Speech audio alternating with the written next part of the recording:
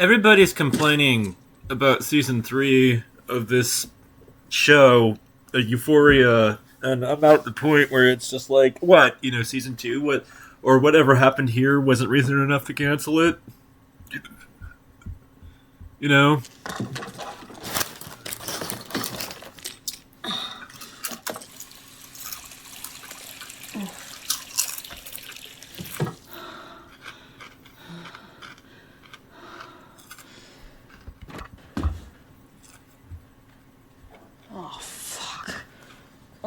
Fucking end.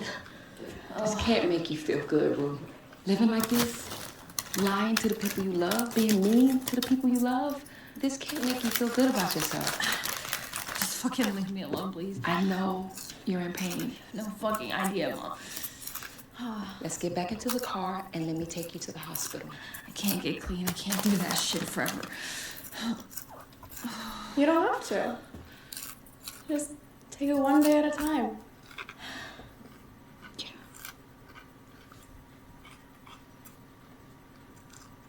Hey, Cass. Yeah? I have a quick question for you. What? How long have you been fucking Nate Jacobs?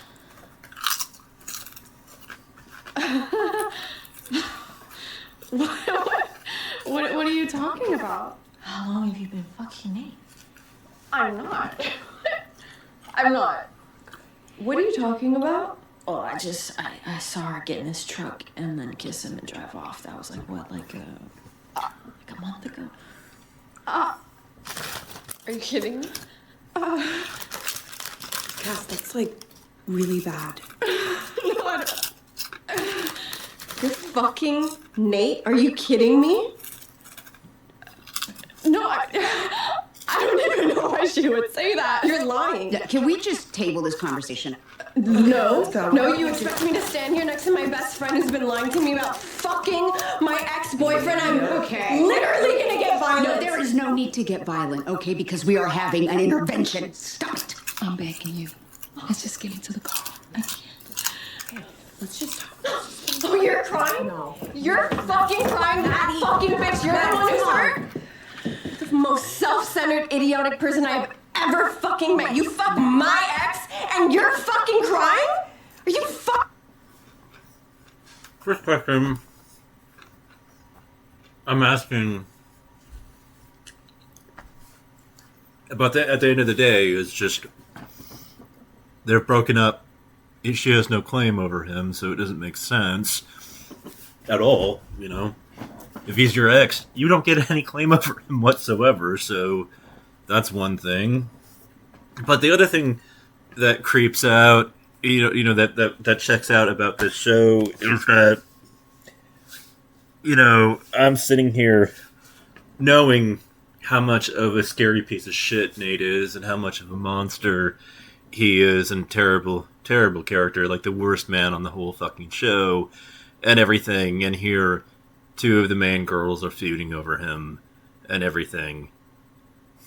This is exactly the kind of toxicity that I avoid like the plague.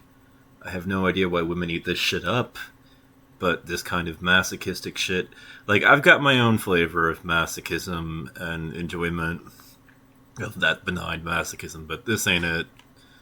If I had a nickel for every time in my frustration, and everything, which was largely born from just romantic struggles and unfulfilled desire, towards the opposite sex and everything, but, in that venting frustration where a woman, basically just confided in me, sensing that frustration that I was lonely and definitely wanted to partner up with somebody, they would sense it, and then they would just be like, I'm sorry, Day, as I've come to be known, despite the fact that my name is actually literally Paul, but that's, my legal name, not my chosen name. Anyways, so they would just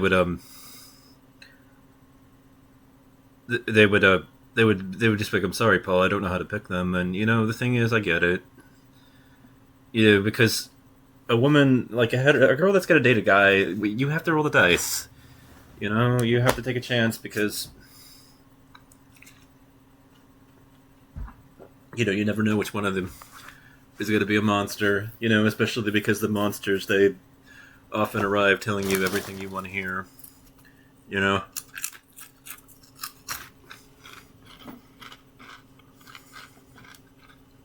And are smooth and charming, and they, you know, the men who abuse women aren't going to come straight out and say it, you know, and admit it. They're very good at pretending to be wolves and sheep, you know, wolves in the clothing of sheep and everything. So women just have to kind of roll the dice in relationships. But, you know, I've been traumatized enough by women picking terrible men already and being, you know, the person who offered emotional support for a lot of those bad decisions and received a lot of those apologies myself and trying to make sense of why, you know, it happens. And, you know, I've come to the realization that a lot of time women don't think they deserve better. You know, they're very insecure and they think they don't deserve better than this, but, you know, rest in peace, Kara, you know, dead now and everything. You know, I miss her. But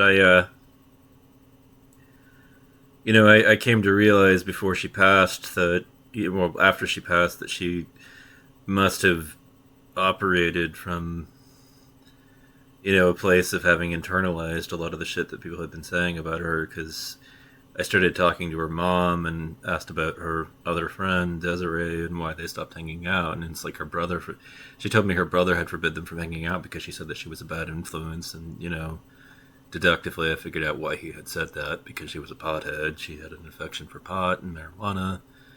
You know, I just primarily remember her running up and down the stairs of those buildings and jumping off the balcony and how hyperactive she was. And, you know, how... You know, it got me out of my head for a while, and I liked that about her.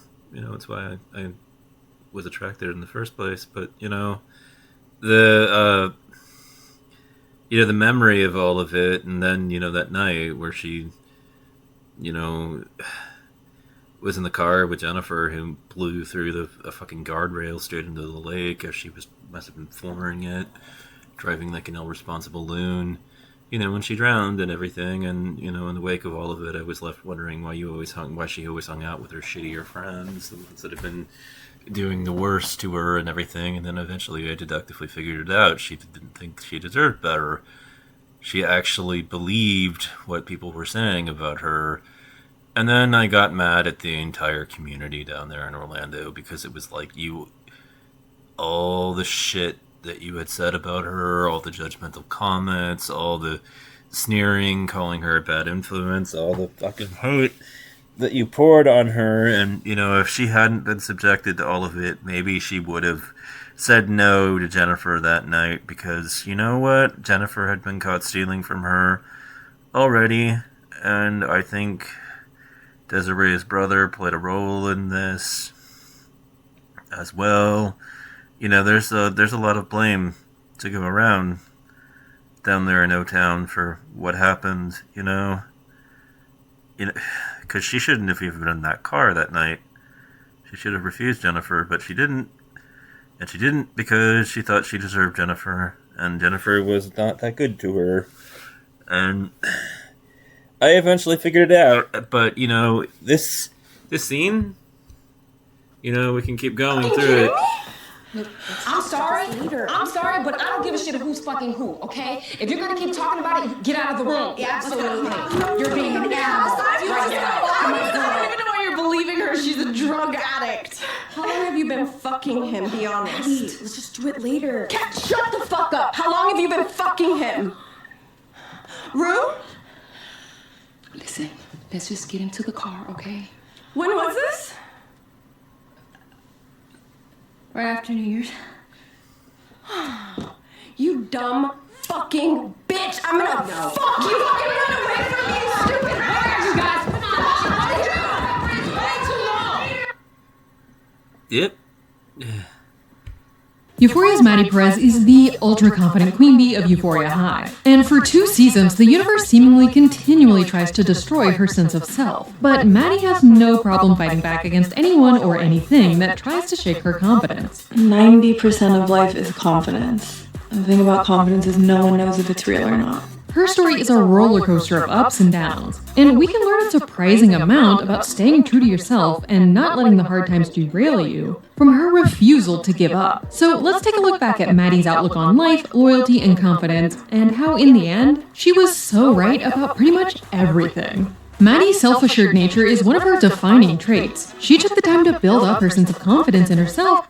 You know, what I was going to say is that that scene was reason enough to cancel because Nate Jacobs is one of the arch villains of the series. And so, you know, watching, you know, Maddy and Cassie, you know, fight over him, you know, is just a bunch of bullshit. You know, the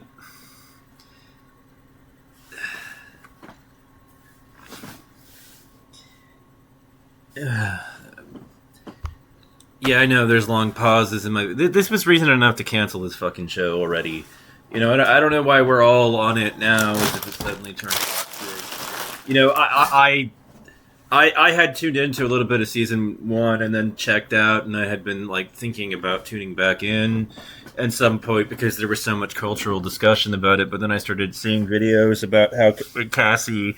and how she was as a character, and you know, the fact that, you know, how Nate was, and the fact that those two ended up feuding over him and everything, and I was like, you know what, I don't want to watch a show where 2 women end up feuding over a man that deserves to be, like, cradle to grave forever alone, and never have female companionship at any point in his entire existence. You know? Nate deserves to be a fucking incel. You know, from cradle to grave. But, you know, let's hook them up and everything. You know, like, I'm sick and tired of toxic romance. I'm not a fan of it. I never will be. You know, these dark romances, I mean, as far as I'm concerned, the only thing that a book like 50 Shades of Grey or Twilight is good for is sustaining a fire for a little bit longer than is natural. And that's about all. That's the only use I have for them. Dark romance is the worst genre to ever exist, and if you like it, you've got appalling taste, ladies. Ugh.